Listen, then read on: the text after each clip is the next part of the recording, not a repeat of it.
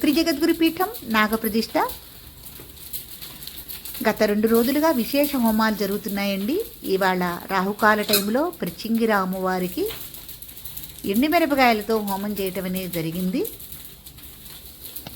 హోమ చివరి భాగంలో గుమ్మడి పండుని ప్రముఖ వేద పండితులు దుర్గాప్రసాద్ శర్మ గారు హోమంలో సమర్పించడం జరుగుతోంది.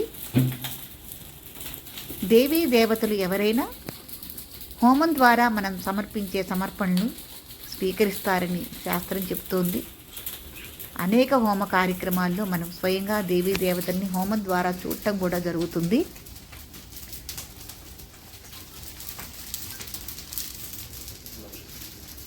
చలిపిండిని అట్లాగే తెల్ల నువ్వుల్ని హవిస్సుని హోమంలో సమర్పిస్తున్నారు.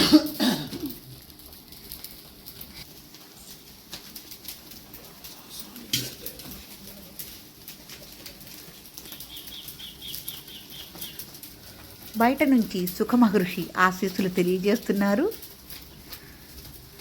ఇది దైవ నిర్ణయం కదా. ఎప్పుడైనా ఇక్కడ హోమాలు జరిగినప్పుడు, ఏదైనా కార్యక్రమాలు విశేషంగా జరిగినప్పుడు బయట నుంచి సుఖమహర్షి ఆశీస్సులు అందించడం అనేది చాలా విశేషమండి. హోమానికి అంత గొప్పతనం ఉంది.